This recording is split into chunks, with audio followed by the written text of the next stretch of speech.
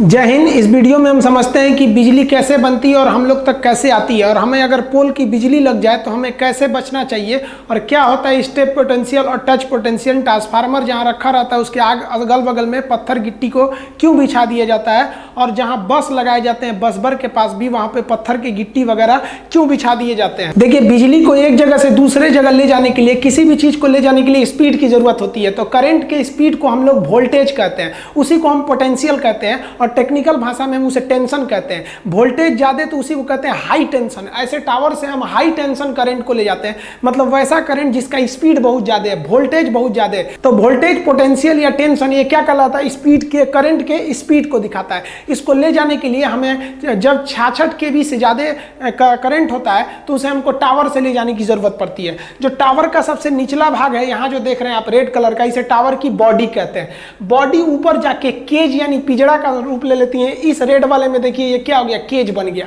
Cage का ऊपरी भाग जो कहलाता है वो पीक कहलाता है। तो आप ध्यान से देखिए, सबसे नीचे क्या हो गया भाई, तो ये बॉडी, केज और ये हो गया पीक। और साइड में जहां लटका हुआ है उसे हम लोग कहते हैं आर्म। यहाँ रेड कलर का है, ये क्या है, आर्म है। इसी आर्म पर इंसुलेटर लटका दिए गए रहते हैं। आप यहाँ देखिए ये सब इंसुलेटर लटके हुए हैं, और इसी इंसुलेटर में तार को फंसा के ले जाया जाता है। वायर को इसमें नहीं फंसाते हैं वरना करंट इस पे चलाएगा। ट्रांसमिशन टावर जो होते हैं उनको कभी कभी जमीन पे ही कस के उन्हें हेलीकॉप्टर से पुल कर लिया जाता है, और जो पहाड़ी एरिया होते हैं वहां पर ले जाके इन्हें फिट कर दिया जाता है। ये काम थोड़ा आसान होता है लेकिन इसका खर्च ज्यादा आता है। हालांकि इंडिया में जो ज्यादातर टावर्स बनाए जाते हैं उनको एक बार एक कर करके कसा जाता है। हालांकि इसे हेलीकॉप्टर द्वारा भी एक जगह से दूसरे जगह ले जाके उसके ऊपर रख दिया जाता है, और वहां पर वर्कर उसको कस देते हैं, उसके बाद हेलीकॉप्टर चला जाता है। ट्रांसमिशन लाइन के लिए हमें मोटे आकार का ACSR वायर का प्रयोग करते हैं। ACSR का फुल फॉर्म क्या होता है? Aluminium conductor steel reinforce. देखिए, रेनफोर्स का मतलब मजबूती देता है, तो इसके बीच वाले भाग में ना स्टील लगा होता है। आप यहां देखिए तो इसके बीच में आपको स्टील दिखेगा, और ये स्टील जो है इसे मजबूती देता है और टूटने से रोकता है इसमें, क्योंकि स्टील का जो टेंशन होता है, इलास्टिसिटी होती है वो ज्यादा होती है। और इसके बाहर ये हमें क्या लगाए रहते हैं लोग, वही एल्युमिनियम के कंडक्टर, और कई कंडक्टर को एक साथ मिलाकर मोटा किया जाता है। ट्रांसमिशन करंट ले जाने के लिए तो तांबे का तार अच्छा होता है लेकिन वो महंगा पड़ जाता है, क्योंकि उसका प्रतिरोध कम होता है लेकिन वो महंगा पड़ता है। तो हम एल्युमिनियम का प्रयोग करते हैं। एल्युमिनियम का प्रतिरोध यानी रेसिस्टेंस को कम करने के लिए उसे मोटा कर दिया जाता है, तो ये बहुत अच्छा हो जाता है हमको। इसे कैसे, ACSR ट्रांसमिशन लाइन के नाम से इसे जाना जाता है। कि दो टावर के बीच की जो दूरी होती है उसे हम स्पैन कहते हैं, और ये जो स्पैन होता है ये डिपेंड करता है कैसा एरिया है। ये 300 मीटर भी हो सकता है, और ये दो चीजों पर डिपेंड कर सकता है, घुमाव है या नहीं, या फिर पहाड़ी एरिया है, मतलब डिस्टेंस पे डिपेंड कर सकता है। और ये भी डिपेंड कर सकता है कि इसमें कितने वोल्टेज का करंट है। तो ये जो स्पैन यानी दूरी है ये डिफर कर सकता है। अब जो स्पैन होता है, एकदम तार को लंबा खींच के नहीं ले जाया जाता है, क्योंकि अगर बहुत ज्यादा लंबा खींच देंगे और वोल्टेज ज्यादा होने की वजह से वो तार को टूटने का डर हो सकता है, इसलिए थोड़ा सा झुका दिया जाता है। तो ऊपर से ये जितना झुका रहता है उसे हम कहते हैं सैग, और नीचे से जितना उठा रहता है उसे कहते हैं ग्राउंड क्लियरेंस। तो ये ऊपर से झुकाव को हम सैग कहते हैं। क्वेश्चन पूछा था सैग कहां देखने को मिलते हैं, तो ट्रांसमिशन लाइन में आपको सैग देखने को मिलेगा। ऊपर से झुकाव को सैग कहेंगे। किसी भी ट्रांसमिशन टावर में सबसे ऊपर जो ले जाया जाता है वो अर्थिंग वायर को ले जाया जाता है। अर्थिंग वायर क्या करता है, एक्स्ट्रा करंट को जमीन में डाल देता है। अतः इस टावर पे अगर कहीं से ये जो केबल आ रहा है, जिसे हम लोग कंडक्टर कहते हैं, कहीं गलती से इस पे टच हो जाए और कोई आदमी अगर इसे छू लेगा तो मर जाएगा आदमी। इतना हाई वोल्टेज का करंट है, हाई टेंशन, इसलिए सबसे ऊपर ले जाया जाता है हम लोग को अर्थिंग वायर, अर्थ वायर को ले जाया जाता है। और अर्थ वायर में याद रखिएगा इस तरह से इंसुलेटर नहीं लगाए रहते हैं। जैसे यहाँ देखिए, यहाँ इंसुलेटर लगाया गया है, किसी भी फेज करंट में इंसुलेटर लगाया जाता है, लेकिन अर्थिंग वायर में इंसुलेटर नहीं लगाया जाता है। वो जानबूझ के उसको टावर से टच कर दिया जाता है, क्योंकि एक्स्ट्रा करंट जितना भी आए वो इसको लेकर चला जाए। देखिए, अर्थिंग वायर को चिपका देने से हमको टच पोटेंशियल से सुरक्षा मिल जाती है। टच पोटेंशियल मतलब वोल्टेज। अगर किसी चीज में करंट है, आप उसे टच कर रहे हैं, तो टच करने से जो झटका मारता है उसे कहते हैं टच पोटेंशियल। ये टच पोटेंशियल कैसे आता है, मान लीजिए कोई तार टूट के इसमें टच हो गया, अब आप इसको नीचे से टच कीजिएगा तो आपको मार देगा। तो इस करंट को कहीं ना कहीं ले जाने की जरूरत है, इसलिए इसमें हम एक अर्थिंग वायर जोड़ देते हैं जो लेके अर्थ में चला जाता है, और आपको टच पोटेंशियल नहीं मिलता है। लेकिन इससे स्टेप पोटेंशियल का खतरा कम नहीं होता। स्टेप पोटेंशियल मतलब होता है पैर रख देने से करंट मारना। स्टेप पोटेंशियल क्या होता है, जैसे मान लीजिए ये पोल है और यहां से एक तार गिर के यहां आ गया। अब बताइए, ये वाला तो है यहां पर, अब इसके पास वोल्टेज बन जाएगा। ये जो है वोल्टेज का सोर्स बन जाएगा, V फॉर वोल्टेज पोटेंशियल हो जाएगा। अब आप इस तार के जितना करीब रहिएगा उतने ज्यादा वोल्टेज मारेगा। तो मान लीजिए कि आप इसके करीब में हैं, तो करीब में ये मान लीजिए ये करीब में इसको सपोज कर लिए 80 है, अब बाहर में 60 है, और दूर जाएंगे तो कम होते जाएगा, एकदम सेंटर में मान लीजिए 100 है। अब आप इसमें जाइएगा, जैसे स्टेप रखिएगा तो करंट मारेगा, तो उसे कहते हैं स्टेप पोटेंशियल। ये बहुत खतरनाक होता है। लेकिन देखिए ध्यान से, स्टेप पोटेंशियल कैसे मारता है। आपका एक पैर यहाँ रहेगा, मान लीजिए एक पैर यहाँ है, एक पैर यहाँ है, यानी एक पैर आपका 60 वाले में है, दूसरा पैर 40 वाले में है, तो कितने वोल्टेज का अंतर आ रहा है? 20। तो आपको 20 केवी के झटका से मारेगा। इससे बचने के लिए आप अपने दोनों पैरों को एक ही पास रख लीजिए। एक ही पास रखेंगे तो एक ही जोन में आपका पैर रहेगा, तो वोल्टेज का डिफरेंस नहीं होगा और आपको करंट नहीं मार सकता है। वोल्टेज में जब तक डिफरेंस नहीं आएगा करंट नहीं मार सकता है। तो आप समझ गए, टच पोटेंशियल से बचने के लिए हम अर्थिंग जोड़ देते हैं, लेकिन स्टेप पोटेंशियल से बचने के लिए आपको दोनों पैर एक में सटा लेना है। अब फिर कैसे भागना है? तो ऐसे कूद कूद के भागना है, ताकि आपका पैर जब भी एक जगह पड़े तो सेम पोटेंशियल वाले एरिया में पड़े। फैला के भागेंगे तो मार देगा करंट, वहीं मर जाएंगे। देखिए इस अर्थ वायर को हम लोग एक अलग टाइप के वायर से बनाते हैं, जिसे कहते हैं ऑप्टिकल ग्राउंड वायर। इस ऑप्टिकल ग्राउंड वायर को शॉर्टकट में OPGW कहते हैं। OP से मतलब हो गया ऑप्टिकल, GW से ग्राउंड वायर। ये ऑप्टिकल ग्राउंड वायर में क्या होता है, इसके बाहर का जो कवर होता है वो तो आपका ACSR का ही होता है, एल्युमिनियम का ही होता है, और अंदर का जो वायर होता है वो इंटरनेट ले जाने वाले ऑप्टिकल फाइबर का बना होता है, जिसमें पूर्ण आंतरिक परावर्तन, टोटल इंटरनल रिफ्लेक्शन द्वारा इंटरनेट आ जा सकते हैं। तो आपके शहर में जो इंटरनेट आता है ना, वो इसी के ऊपर से आ जाता है, जिसे बड़ी बड़ी कंपनियां खरीद लेती हैं। आपके गांव मोहल्ले शहर में आती है सर कि भैया हमारा वाईफाई कनेक्शन ले लीजिए, वो इन्हीं से लेके आई रहती है। या फिर उनका अलग से केबल भी हो सकता है, लेकिन इसमें सस्ता पड़ता है कि भैया अर्थिंग की जरूरत थी, एक तीर से दो निशाना हो गया। और इसी के माध्यम से बिजली विभाग भी एक सब स्टेशन से दूसरे सब स्टेशन में बातचीत कर सकते हैं। जब हम किसी पावर लाइन के द्वारा से कम्युनिकेशन करते हैं, अर्थिंग पावर लाइन ऊपर वाले से, तो उसे कहते हैं power line carrying communication, PLCC। तो ये ऊपर वाले से आपका PLCC का भी काम हो सकता है, एक सब स्टेशन से दूसरे सब स्टेशन तक मैसेज सिग्नल जो भी भेजना है भेज सकते हैं। अब समझिए, जो फेज, जो मेन करंट होता है वो ऊपर से नहीं जाता है, उसके आर्म से जाता है, और आर्म में टच नहीं रहता। आर्म में टच हो भी गया ना तो ऊपर का अर्थिंग तो उसे ग्राउंड कर देगा, लेकिन टच नहीं कराया जाता है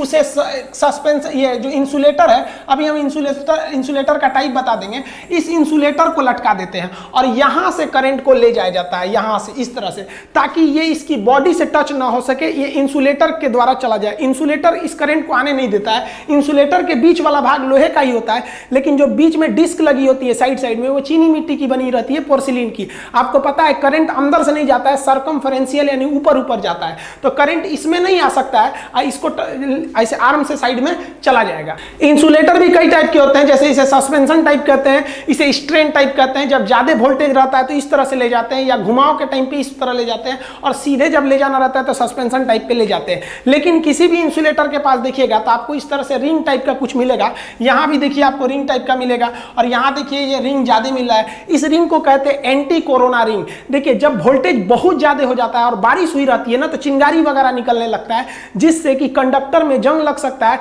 और जो आपका वायर है वो अधिक गर्मी के कारण गल के टूट भी सकता है। इसलिए ये साइड साइड में रिंग लगा दिया जाता है। रिंग लगा देने से क्या होता है, जो कोरोना होता है, कोरोना मतलब एक्स्ट्रा करंट जो इस पे आ गया, सर्ज टाइप में आ गया पूरे तरह से, वो इस रिंग पे आ जाए, और रिंग पे आने से गोल गोल चारों ओर फैल जाएगा। फैल जाने से उसका हीट चारों ओर डिस्ट्रीब्यूट हो जाएगा, लाइट डिस्ट्रीब्यूट हो जाएगा, एक ही जगह हीट नहीं मिलेगा, इसलिए तार आपका बच जाएगा। तो इस एक्स्ट्रा करंट या एक्स्ट्रा लीकेज को हम क्या कहते हैं, हम लोग कोरोना इफेक्ट कहते हैं। ये जो बीमारी अभी फैली है वो कोरोना अलग है। इसे राउंड शेप क्यों दिया जाता है ये आप समझ गए।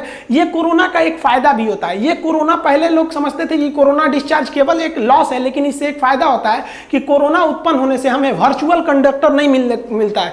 वर्चुअल कंडक्टर मतलब तार नहीं है, फिर भी करंट आ गया, यानी हवा में करंट आ गया। कैसे? आप बिजली, आप देखेंगे रेलवे का जहां तार गया रहता है, आप उसके नीचे जाएंगे, अगर आप छाता वगैरह लिए हैं और छाता भीगा है ना, और उसका जो लोहा को पकड़ेंगे तो हल्का हल्का आपको झंझनाहट महसूस होगा, जबकि तार से आप टच नहीं है। लेकिन वो एक एरिया बना लिया, वर्चुअल बना लिया। वर्चुअल मीटिंग हो रही है ना कोरोना में, हम वहां नहीं हैं, लेकिन फिर भी हम वहां पे भाषण दे रहे हैं। आप अभी हमसे क्लास ले रहे हैं, कौन सा क्लास है? वर्चुअल क्लास है। तो इसे कहते हैं वर्चुअल कंडक्टर। तो कोरोना उत्पन्न हो जाएगा ना, तो वो एक्स्ट्रा करंट को नीचे जाने ही नहीं देगा कि वर्चुअल कंडक्टर बन सके। अतः कोरोना से एक फायदा भी होता है, वरना वर्चुअल कंडक्शन के कारण तरह तरह की बीमारियां उत्पन्न हो सकती है, और छोटा मोटा चीज को तो करंट मार भी देता है। देखिए कभी कभी कोरोना जो इफेक्ट होता है वो नजर ही नहीं आता है। जैसे यहां आपको दिखाई दे रहा होगा, जो इसमें एक्स्ट्रा लाइटिंग आ रही है, जो सर्ज उत्पन्न हो रहा है, ये कोरोना है। जब बारिश होती है तो कोरोना ज्यादा ही दिखाई देता है। आप इसको देखने के लिए एक अलग टाइप का कैमरा लगाना होता है जो लो कोरोना को भी दिखा सकते हैं। हालांकि हमको नंगी आंख से नहीं दिखाई देगा, जैसे अभी देखिए इस पे कोरोना नहीं दिख रहा था, जबकि उस पे अगर कैमरा से देखेंगे तो इस तरह का कोरोना दिखाई देगा। अब समझिए जंपर वायर क्या होता है। देखिए जितने भी ट्रांसमिशन लाइन में जो वायर गए रहते हैं, कंडक्टर गए रहते हैं, वो आपस में नहीं जुड़े रहते हैं। वरना सोचिए ना, अगर 20 किलोमीटर लंबा अगर तार जोड़ देंगे तो कितना भारी हो जाएगा, दूसरा गिरा देगा पूरा तरह से इंसुलेटर को ही। इसलिए उसमें हम जंपर वायर का प्रयोग करते हैं। जंपर वायर क्या होता है, एक तार आया रहता है और इस इंसुलेटर से जुड़ के और वो यही खत्म हो जाता है और दूसरा इधर खत्म हो जाता है। डायरेक्ट कनेक्शन नहीं रहता है। डायरेक्ट कनेक्शन के लिए एक एक्स्ट्रा तार लगाते हैं। इस एक्स्ट्रा तार को हम जंपर वायर कहते हैं। आप अपने घर गांव में भी देखिएगा ना, जो पोल गया रहता है तो एक पोल से दूसरे पोल में अक्सर जंपर वायर लगा दिया जाता है। तो ये जंपर वायर हो जाते हैं। इससे फायदा ये होता है, दो फायदे होते हैं। एक, जो लोड होता है वो कम हो जाता है। जैसे मान लीजिए ये वाला टावर है, ये बीच वाला टावर की हम तुलना करें तो इस टावर पे केवल 2 तार का लोड है। केवल एक इधर वाले का लोड है और एक इधर वाले का लोड है। कैसे? देखिए जो इधर से तार आ रहा है वो तो यही खत्म हो गया है और वो इंसुलेटर से जुड़ा हुआ है, और वहां के केवल करंट लाने के लिए छोटा सा आपका जंपर तार लगा हुआ है, जंपर वायर। पूरे तार का लोड इधर नहीं है। इस टावर पे आपका लोड केवल इसका है और इधर से इसका है। यानी कोई भी टावर केवल 2 तार का लोड रोक रहा है, इसलिए इसका जो इंसुलेटर होता है वो सुरक्षित होता है। ये इंसुलेटर पे ज्यादा लोड नहीं पड़ता है। लेकिन अगर पूरा जोड़ देते इधर से उधर तो लोड ज्यादा हो जाता है, टूट सकता था। इसके अलावा एक और फायदा होता है, ये स्विच का काम करते हैं। जैसे मान लीजिए कि हमको यहाँ कुछ गड़बड़ी आ गई है, इस एरिया में हमको बनाना है, तो पूरा पावर लाइन काटने की क्या जरूरत है भाई। इधर से लाइट इधर भी गया होगा, कई जगह गया होगा, डिस्ट्रीब्यूट हुआ होगा, हमको यहाँ बनाना है तो हम क्या करेंगे, यहाँ का जंपर वायर छोड़ा देंगे। यहाँ का अगर जंपर वायर छोड़ा दिए तो करंट यहाँ से हट जाएगा। जैसे देखिए ना, यहाँ पे ये इंसुलेटर है, ये करंट को आगे जाने ही नहीं देगा, और ये भी इंसुलेटर है, करंट को आगे ही नहीं जाने देगा। मान लीजिए कि हमको यहाँ पर कोई वर्क का काम करना है तो हमको यहाँ से यहाँ करंट इंसुलेटर से थोड़ी जा रहा था, ये जंपर वायर से जा रहा था। अब आप देखिए इस इमेज में यहाँ जंपर वायर जो है ना वो तोड़ दिया गया, ब्रोकन जंपर वायर खोल दिया गया, तो करंट यहाँ तक तो आएगा लेकिन आगे नहीं जाएगा और हम वहाँ काम आराम से कर सकते हैं बिना सब स्टेशन को बंद किए। देखिए जब भी किसी कंडक्टर में बहुत हाई वोल्टेज जाता है ना तो उसमें एक झंझनाहट, एक वाइब्रेशन उत्पन्न हो जाता है। एकदम ज्यादा 33,000 वोल्ट का करंट जा रहा है तो झंझनाहट उत्पन्न हो जाता है। तो इस झंझनाहट को कम करने के लिए यहाँ पर एक इंस्ट्रूमेंट लगाया जाता है जिसे कहते हैं स्टॉक ब्रिज डंपर। ये डंपर क्या करते हैं, आप इस तरह के शेप में देखे होंगे डंपर होते हैं, यहाँ बड़ा करके देख लेंगे, ये है डंपर। जब भी हाई वोल्टेज का करंट इस ACSR कंडक्टर में जाएगा तो ये कंडक्टर कंपन करेगा। तो ये क्या करता है, इस कंपन को अपने ऊपर ले लेता है और ये दोनों वाले साइड कैसे इस कंपन करके उस कंपन को खत्म कर देते हैं, ताकि पूरे करंट में, पूरे कंडक्टर में कंपन ना हो, वरना पूरा कंपन होगा तो बहुत भारी हो जाता है वो और टूट भी सकता है। ट्रांसमिशन लाइन में बहुत ज्यादा वायर ले गए रहते हैं करंट के लिए, बहुत ही ज्यादा। अब वो आपस में सट ना जाए, उनमें स्पेस बनाकर रखना जरूरी है। तो देखिए किसी चीज में ER लग जाता है ना तो उसका मतलब होता है उस काम को करने वाला। जैसे डांस मतलब नाचना, और ER जोड़ देंगे डांसर मतलब नचनिया, तो उसी तरह स्पेस मतलब जगह, और ER जोड़ देंगे तो स्पेसर मतलब जगह बनाने वाला। तो इस दो तार आपस में सट ना जाए, इसलिए अलग अलग टाइप के स्पेसर का प्रयोग किया जाता है। देखिए ये है आपका स्पेसर, ये सब क्या है, सब अलग अलग टाइप के स्पेसर है सब। आप देखिए यहाँ पर ये अगर ये स्पेसर नहीं रहता तो ये तार आपस में जुड़ जाते सब, और जब मान लीजिए एक में 1000 वोल्ट जा रहा है, 4 ठो जुड़ गया 4000 वोल्ट, पूरा उड़ जाएगा कंडक्टर ही है। तो कंडक्टर आपस में उड़ ना जाए इसलिए उसके बीच में स्पेस बनाने के लिए स्पेसर लगाया जाता है। आप देखिए इस केबल में यहाँ से वहां तक वायर में हर जगह जगह पे स्पेसर लगा दिया जाता है। इसे चढ़ के भी फिट किया जा सकता है और हेलीकॉप्टर द्वारा भी फिट किया जा सकता है, लेकिन ये स्पेसर काफी जरूरी होते हैं। गांव में ये स्पेसर नहीं होता है तो गांव की जो लाइट होती है वो गई रहती है, तो बीच बीच में लकड़ी का फट्टा लगा के बांध दिया जाता है ताकि आपस में सटे नहीं, स्पेस बना रहे। स्पेसर को जनरली हेलीकॉप्टर से लोग उसको इंस्टॉल कर देते हैं, हालांकि इंडिया में हेलीकॉप्टर का उतना यूज नहीं किया जाता है। ये जो स्पेसर होते हैं ये किसी भी कंडक्टर को आपस में जुड़ने नहीं देते हैं, वरना ये जुड़ के एक दूसरे से बहुत ज्यादा वोल्टेज बढ़ जाएगा और शॉर्ट सर्किट का डर बन सकता है। स्पेसर लगाना काफी रिस्की काम होता है, इसलिए ये सेफ्टी बेल्ट वगैरह अपने साथ रखते हैं। और ये जो ACSR वायर होता है इसमें स्पेसर को फंसा के और कस दिया जाता है ताकि उनको हमेशा उसकी सेफ्टी बनी रहे। पहाड़ी एरिया में लोग पैराशूट से ग्लाइडिंग करते हैं या एयरपोर्ट के पास जब जहाज या हेलीकॉप्टर नीचे आती है तो ट्रांसमिशन लाइन से टकराने का डर हो जाता है, तो वो इस ट्रांसमिशन लाइन से न टकराए इसलिए उनके ऊपर एरियल मार्कर बॉल लगा दिया जाता है। ये एरियल मार्कर बॉल जो होते हैं ये एयरपोर्ट या हिल्स वाले एरिया में लगाए जाते हैं। इन्हें हेलीकॉप्टर द्वारा भी सेट किया जा सकता है या कई अलग अलग द्वारा। इन्हें हम लाल ऑरेंज ज्यादा रंगते हैं ताकि ये इनका वेवलेंथ ज्यादा होता है और ये दूर से दिख जाते हैं ताकि दुर्घटना न हो। इसको एयरपोर्ट वाले एरिया में 50 फीट की दूरी पर और हिल वाले एरिया में, पहाड़ी एरिया में 200 की फीट पे दूरी पर सेट किया जाता है। वो डिपेंड करता है विजिबिलिटी कितनी है। इसका मेन मकसद होता है कि लोगों को समझ में आ जाए कि यहाँ पर ट्रांसमिशन लाइन है, वरना पैराशूट से घूमते आया उतर गया ट्रांसमिशन लाइन पे या कोनो जहाज उतार दिया इसी पे, दिक्कत हो जाएगा। देखिए ट्रांसमिशन लाइन जब भीड़ भाड़ वाले एरिया से गुजरता है या किसी हाईवे से ऊपर से गुजरता है, मतलब ऐसा लगता है कि अगर ये ट्रांसमिशन लाइन टूट के गिर जाए तो नीचे लोगों की जान का खतरा हो जाएगा, तो एक अलग से तार वहां पे जाली बना दिया जाता है तार का, उसे हम लोग कहते हैं गार्डिंग वायर। ये गार्ड करते रहता है कि ऊपर से तार नीचे ना गिरे। ये भीड़ भाड़ वाले ही एरिया में लगाया जाता है गार्डिंग वायर। आप अपने शहर वगैरह में भी देखे होंगे इस तरह से गार्डिंग वायर लगाया जाता है। ये गार्डिंग वायर का एरिया डिपेंड करता है कि भीड़ का एरिया कितना है और नीचे की सड़क कैसी है। बिजली जहां से बनी थी वहां से तो आप लेते हैं, अब अपने शहर के बाहर जहां सब स्टेशन लगाया जाता है, अब इस सब स्टेशन में घुसा दिए। यहीं से मेन दिक्कत शुरू होता है कि डिस्ट्रीब्यूशन कैसे किया जाए, कहां कहां किया जाए। पता चला 33,000 वोल्ट का करंट यहां ला दिए, आपके घर में दे दिया तो घर सहित उड़ जाएंगे आप भी। तो इसके अंदर बहुत सारे इंस्ट्रूमेंट लगाए गए रहते हैं। अब जैसे मान लीजिए यहां से तो ये टावर के थ्रू करंट आ रहा है, अब इसमें सर्ज अरेस्टर क्या होता है, केसीपी सीटी क्या क्या होते हैं सब, और उसके बाद यहां से निकलता है। तो इसके अंदर सब स्टेशन का लेआउट समझते हैं हम लोग। देखिए टावर द्वारा उतना जो वायर लाया जा रहा था उस वायर को आखिर कहां जोड़िएगा, तो उस वायर को जोड़ने के लिए हम बस का प्रयोग करते हैं। यहाँ जो व्हाइट कलर की लाइनिंग दिख रही है ये क्या है, बस है। 3 ठो बस दिखेगा, 1 2 3, और यहाँ भी आपको 2 बस मिलेगा, 1 2।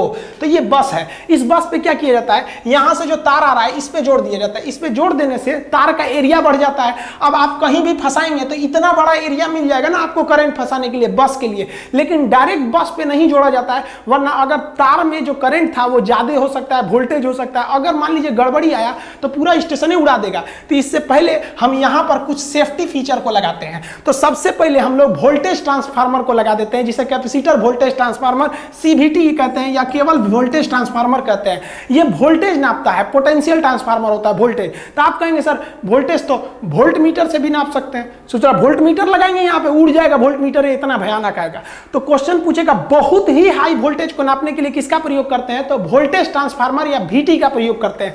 तो सबसे पहले यहाँ पे हम लोग जो टावर से करंट आ रहा है वो सब स्टेशन में घुसने से पहले उसका वोल्टेज नाप लिया जाता है, भाई कितना वोल्टेज का है। अब मान लीजिए कि वोल्टेज बहुत ही ज्यादा है, क्योंकि जब भी कोरोना होता है या आसमान से बिजली गिरती है तो अर्थिंग वायर पे ही गिर जाती है, या फिर मान लीजिए फेज वायर पे गिरी तो पूरा वोल्टेज भेज देगा आपके सब स्टेशन पे, उड़ जाएगा सब स्टेशन वहां पे। तो सब स्टेशन उड़ न जाए इसलिए पहले ही हम वोल्टेज ट्रांसफार्मर लगा के नाप लेते हैं। अब एक बात बताइए, मान लीजिए वोल्टेज 4 गुना है, आप नापिए के क्या करिएगा, रोकने के लिए कुछ ना कुछ तो लगाएंगे ना। तो रोकने के लिए हम लोग वहां पर सर्ज अरेस्टर लगाते हैं। सर्ज क्या होता है, बहुत ही ज्यादा वोल्टेज का बढ़ जाना या लाइट का बढ़ जाना, उसे हम सर्ज कहते हैं। तो इसको अरेस्ट करके रख लेना, उसे हम कहते हैं सर्ज अरेस्टर। तो वोल्टेज ट्रांसफार्मर के जस्ट पीछे होता है सर्ज अरेस्टर। दोनों की डिजाइनिंग सेम रहती है। आप यहां देखिए लंबा लंबा ये दिख रहा है, ये वोल्टेज ट्रांसफार्मर है, ये वोल्टेज ट्रांसफार्मर है, और जस्ट यहां पे लगा हुआ है आपका सर्ज अरेस्टर। ये सर्ज अरेस्टर क्या करता है, थोड़े जो जेन्युइन करंट है जितना चाहिए उतना को वो आने देगा, और हाई वोल्टेज के करंट को जमीन में डाल देगा। जमीन का पोटेंशियल 0 होता है, कितना भी वोल्टेज दीजिए वो ले लेगा। जैसे प्रेशर कुकर देखते हैं, कुकर के अंदर अगर प्रेशर नॉर्मल है तो कहता है कि बबुआ अंदर ही रहो, और जहां ज्यादा होता है तो सीटी हट के कहता चल बाहर भाग बाहर बाहर। तो ये इस तरह से एक प्रेशर कुकर का सीटी की तरह काम करता है ये सब स्टेशन के लिए, कि अगर नॉर्मल वोल्टेज आएगा, जिस वोल्टेज के लिए सब स्टेशन बना है, मान लीजिए 66,000 33,000 वोल्ट के लिए बना है, तो उतने को ये जाने देगा। लेकिन अगर इससे पहले लगा वोल्टेज ट्रांसफार्मर कह देगा नहीं भैया 33,000 की जगह ये 45,000 दे रहा है, तो ये क्या करेगा, 33,000 को जाने देगा। अब बाकी बचा एक्स्ट्रा को ना ये ग्राउंड कर देगा जमीन के अंदर, कहेगा भाग तुम अंदर यहाँ पे, वरना आगे जाके गड़बड़ हो जाएगा। सर्ज अरेस्टर भी डिपेंड करता है कितने वोल्टेज के लिए। छोटे छोटे सर्ज अरेस्टर भी हो सकते हैं, बड़े हो सकते हैं। बड़े सर्ज अरेस्टर के ऊपर ये राउंड लगा दिया जाता है, जिसे हम लोग एंटी कोरोना रिंग कहते हैं। आपको पता है कि वोल्टेज ज्यादा होने से कोरोना इफेक्ट बन जाता है, इसलिए इसे राउंड क्यों कर दिया जाता है समझा दिए।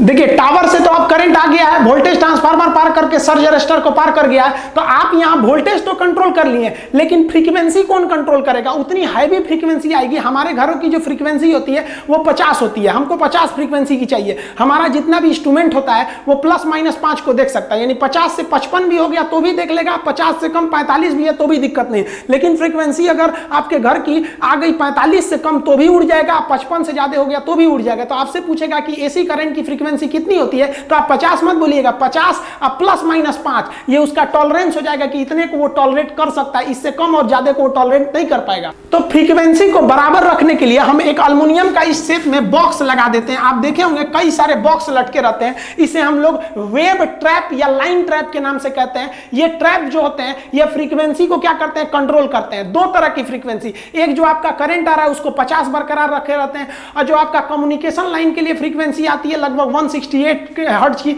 उसको भी वो लोग क्या किए रहते हैं, बरकरार रखे रहते हैं। क्योंकि दोनों काम हो रहा है, आपका वोल्टेज करंट भी आ रहा है और ऊपर से ऑप्टिकल फाइबर से आपका सिग्नल भी आ रहा है। तो ये जो होता है फ्रीक्वेंसी को कंट्रोल करता है, इसलिए इसे वेव ट्रैप के नाम से जानते हैं। अब ये अंदर घुसेगा यहां पर, तो एक बात बताइए, यहां से तो सब चीज कंट्रोल है। मान लिया कि यहां पे कुछ गड़बड़ी आ गया, कुछ उड़ गया, या फिर किसी का तबीयत खराब होकर इसी में गिर गया, सांप निकल गया इसी में, तो उसमें कौन जाएगा, मार देगा करंट। तो एक कट करने के लिए एक स्विच होना चाहिए ना, कि नहीं। तो आपके घर में भी जो स्विच होता है वो सबसे मेन गेट पे लगा रहता है। तो करंट जैसे घुसता है तो वहां डिस्कनेक्टिंग स्विच लगा रहता है। इस स्विच को वहां पे ऐसे पैर रखिएगा, उठा देंगे यहाँ पे, तो ये क्या हो जाएगा, उठ जाएगा और करंट कट जाएगा। तो जानबूझ के करंट को काटने के लिए हम डिस्कनेक्टिंग स्विच का प्रयोग करते हैं। डिस्कनेक्टिंग स्विच के बाद अब करंट अंदर आना चालू करता है सब स्टेशन के एरिया में। देखिए, सर्ज अरेस्टर और वोल्टेज ट्रांसफार्मर द्वारा आप तो वोल्टेज को कंट्रोल कर लिए हैं, और डिस्कनेक्टर स्विच ऑन है यानी करंट अंदर घुस गया। अब आप करंट को नापे हैं कि कितना एम्पियर का है। मान लीजिए आपको 100 एम्पियर चाहिए, आ गया है 500 एम्पियर, तब तो उड़ जाएगा। वोल्टेज तो अलग चीज होता है, एम्पियर भी तो नापना चाहिए। तो एम्पियर नापने के लिए आप क्या अमीटर का प्रयोग करेंगे, उड़ जाएगा। अमीटर इतना छोटा अमीटर होता है। तो करंट को नापने के लिए हम लोग करंट ट्रांसफार्मर का प्रयोग करते हैं, जिसे हम लोग कहते हैं सीटी। तो यहां पर हम लोग लगाते हैं अब अंदर की ओर सीटी, करंट ट्रांसफार्मर। अब ये बस के रास्ते अंदर घुस गया, अब इसमें क्या लगा देंगे, सीटी करंट ट्रांसफार्मर। अभी भी हम लोग डिस्ट्रीब्यूशन के लाइन में नहीं गए, वरना घर में भेज देंगे, किसी का मर जाएगा वहां पे। अभी हम यहाँ पे करंट नापेंगे। करंट नाप लेते हैं हम लोग किसके द्वारा, सीटी यानी करंट ट्रांसफार्मर द्वारा। अब उसको अंदर भेजते हैं हम लोग सर्किट ब्रेकर द्वारा। मान लिया कि सर्ज अरेस्टर से कोई गलती हो गई हो, वोल्टमीटर नापने में गलती कर दिया हो। ऐसा भी हो सकता है कि करंट ट्रांसफार्मर ज्यादा करंट था लेकिन कम में नापा हो। तो हम रिस्क क्यों ले, इन लोगों से अगर कहीं गलती हो गया है तो हमको यहां बीच में एक तो हम लोग लगा देते हैं सर्किट ब्रेकर। आप ये देख रहे हैं सर्किट ब्रेकर है, ये शेप में देखिए सर्किट ब्रेकर। इधर से करंट आया और इधर ये भेज दिया। अगर इन लोग के नापने में गलती हुई रहेगी तो ये जो सर्किट ब्रेकर है ये अपने से सर्किट को रोक देगा। ये एमसीबी होता है तो वो छोटा होता है, मिनिएचर सर्किट ब्रेकर, छोटका सर्किट ब्रेकर। इतना बड़का है धोधड़ सर्किट ब्रेकर, ये बहुत बड़ा होता है एकदम। तो ये हो गया सर्किट ब्रेकर। अब इसके बाद करंट को भेजेंगे हम ट्रांसफार्मर के पास।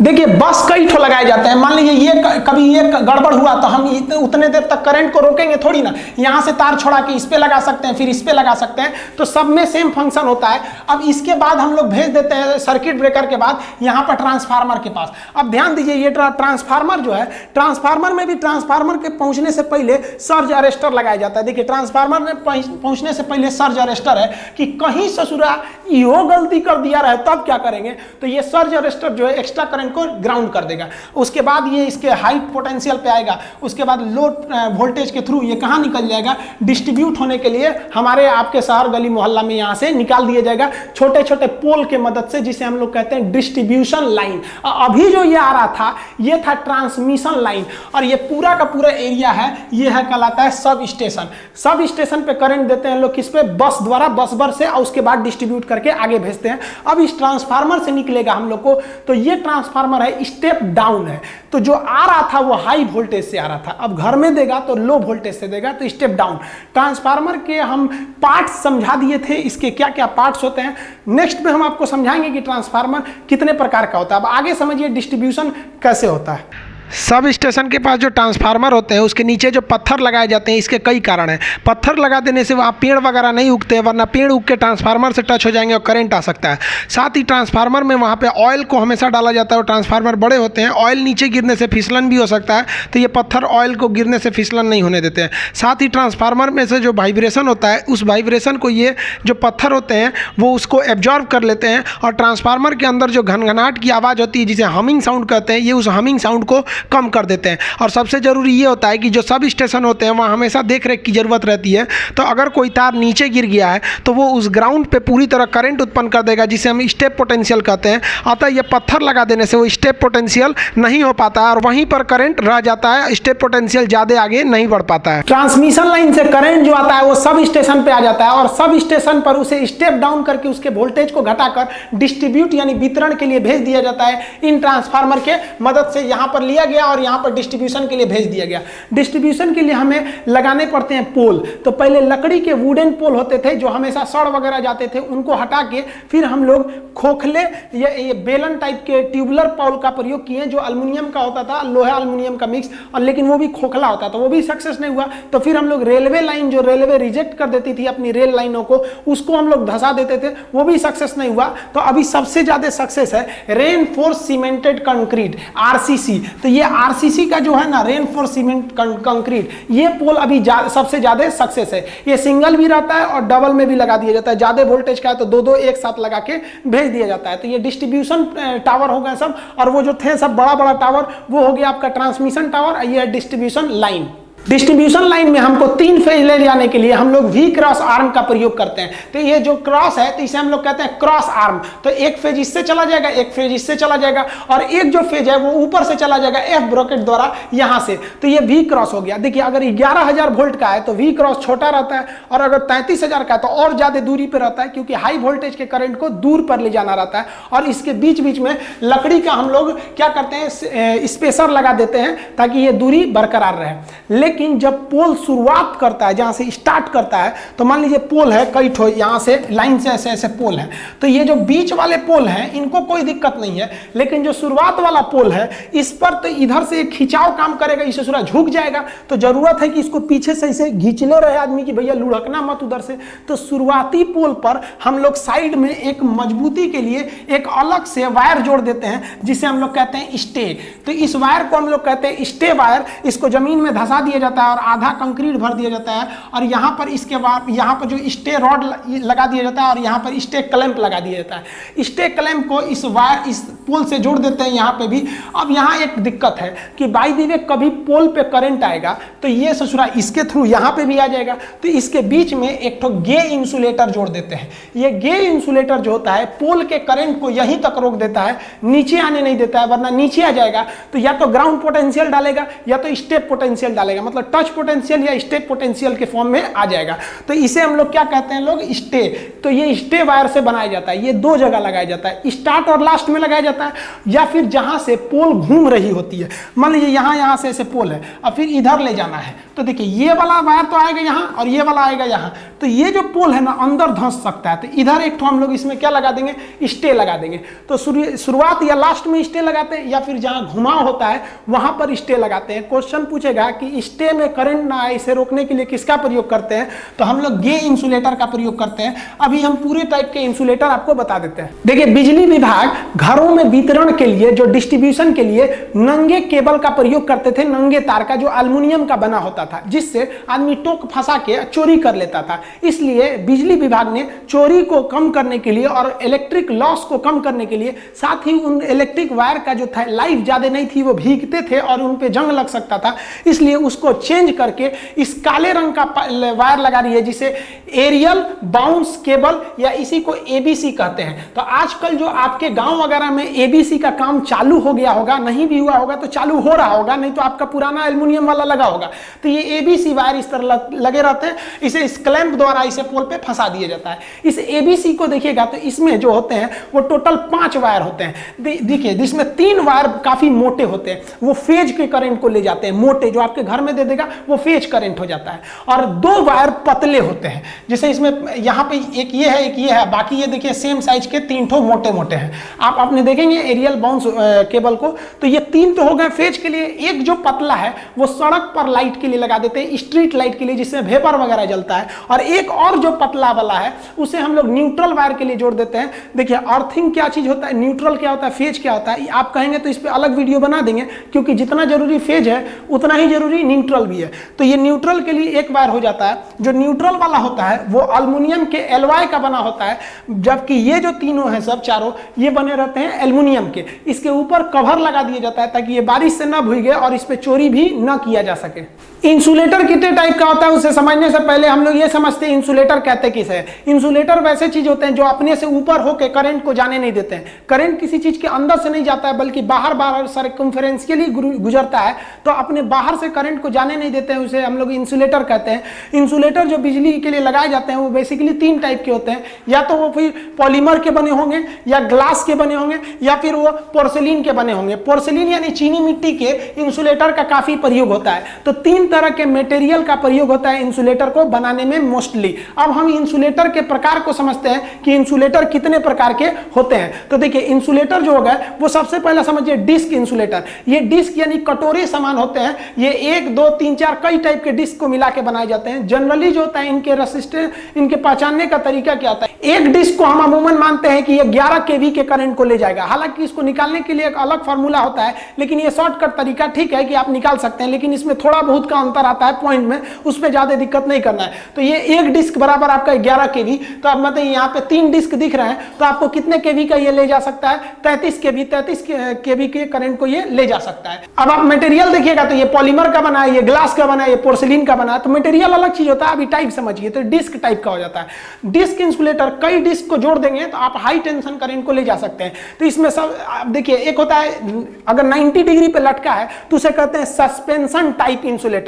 कौन सा इंसुलेटर हो गया भाई, suspension type. Suspension type insulator वहां लगाया जाता है जहां बहुत ज्यादा वोल्टेज नहीं रहता, मतलब मीडियम लेवल का रहता है। ये तो लगाया जाएगा तो ट्रांसमिशन लाइन में ही जहां पे बहुत ज्यादा वोल्टेज रहता है। तो ये वहां लगाएंगे ना जहां पे घुमाव नहीं है, सीधे जा रहा है। लेकिन अगर कहीं पे घुमाव आ गया है और वोल्टेज भी बहुत ज्यादा है तो वहां पर हम स्ट्रेन टाइप इंसुलेटर लगाएंगे। ये ऐसे झुके रहते हैं, जैसे यहां देखिए ये स्ट्रेन टाइप इंसुलेटर है। अब ये मटेरियल पे मत जाइएगा, मटेरियल तीनों में से कोई एक हो सकता है। स्ट्रेन टाइप इंसुलेटर ज्यादा वोल्टेज के लिए प्रयोग किए जाते हैं, ये हल्का सा झुके रहते हैं। एक होता है post type insulator. Post insulator क्या होता है, ये भी हैवी वोल्टेज के लिए प्रयोग किए जाते हैं। ये किसी इंस्ट्रूमेंट के ऊपर रखे जाते हैं, जैसे ट्रांसफार्मर के ऊपर दिखेगा तो ये पोस्ट टाइप इंसुलेटर होते हैं। ये हो गया आपका पोस्ट टाइप इंसुलेटर। अगर आप इनकी कैटेगरी देखिएगा तो ये मटेरियल, तो ये पोर्सिलीन के बने हैं। यहां आप ये वाले को देखेंगे तो ये पॉलीमर का बना हुआ है। तो मटेरियल कुछ भी हो सकते हैं, टाइप यहां हम बता रहे हैं आपको। देखिए जो डिस्ट्रीब्यूशन लाइन होते हैं, तो डिस्ट्रीब्यूशन लाइन में जो इंसुलेटर का प्रयोग किया जाता है वो अलग होते हैं, वो छोटे साइज के होते हैं। एक हो गया पिन इंसुलेटर। पिन इंसुलेटर आप अपने पोल पे देखे होंगे, ये इस टाइप के होते हैं और ऊपर एक घाट बना रहता है, खाली जगह रहता है जिसमें आपको इस तरह से तार रख के ले जाएंगे। लेकिन तार रख के ले जाएंगे, कौवा बैठेगा तो उतार देगा ससुरा का तरवा को नीचे, तब क्या होगा।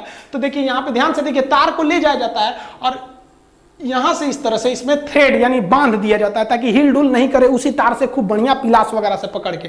तो इसे हम लोग कहते हैं पिन टाइप इंसुलेटर। लेकिन इसकी खराबी है, पिन टाइप इंसुलेटर को आप किसी गली या चौराहे के घुमाव पे लगा देंगे ना, तो घूमने के टाइम ये पिन जो होता है उतर जाएगा इस घाट में से। तो इसके लिए हम लोग लगाते हैं सेकल इंसुलेटर। सेकल इंसुलेटर में ऊपर देखिएगा यहाँ पे पिन नहीं रहता है, बल्कि इसमें से नचा के, तार को नचा के ले गया रहता है घुमाव के टाइम पे। तो ये देखिए ये लगा हुआ है सेकल इंसुलेटर। तो ये घुमाव पे लगाए जाते हैं, या फिर जहां से पोल स्टार्ट हो रहा है वहां लगाएंगे। पोलवा स्टार्ट हो रहा है तो ऊपरा बांधेंगे कैसे, उखड़ के चल जाएगा वहां पे। तो ये सेकल इंसुलेटर हुआ।